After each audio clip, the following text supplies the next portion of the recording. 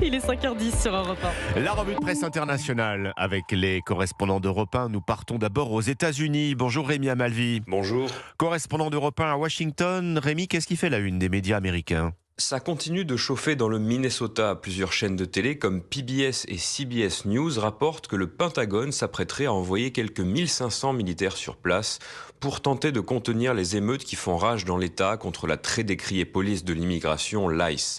Une mesure anticonstitutionnelle selon le maire de Minneapolis, où se concentrent les tensions. Mais comme le rappelle Associated Press, Donald Trump souhaite employer l'Insurrection Act, une loi de 1807 qui lui permet justement de déployer des troupes pour des actions de maintien de l'ordre. Et selon le média Bloomberg, le FBI chercherait des volontaires dans ses rangs pour des missions temporaires à Minneapolis. Une surenchère policière qui ne fait pas l'unanimité. Selon un sondage du Washington Post, une majorité d'Américains désapprouvent la réponse de l'État aux manifestations en cours dans le Minnesota. Nous sommes aussi ce matin en Italie. Antonino Gallofaro, vous êtes à Rome pour Europe 1. À la une de tous les journaux en Italie, la mort à 93 ans du grand couturier Valentino, l'empereur de la mode. Sa renommée transcende les goûts et même les générations, comme l'écrit D, le supplément mode de la République. Tout le monde sait qui il était et tout le monde sait à quel point ses créations et ses idées ont marqué les mœurs. Le magazine résume avec une maxime le style et la carrière du styliste, une maxime qu'il aimait répéter: que désirent les femmes ? Être belle. Mort hier à Rome à 93 ans, Valentino était l'élégance incarnée pour le magazine Io Donna. Le designer de la grande bellezza, la grande beauté, célèbre pour la pointe de rouge qui porte désormais son nom. L'empereur rejoint donc le roi Giorgio, autrement dit Armani, mort il y a quelques mois.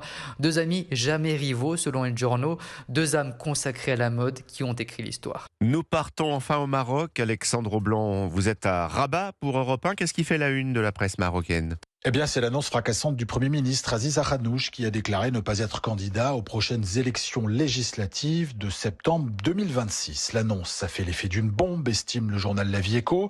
Réputé proche du roi Mohamed VI, Aziz Akhanouch était pressenti pour un second mandat, mais il fait les frais des manifestations de la génération Z qui ont secoué le Maroc entre septembre et octobre, détaille le magazine tel quel.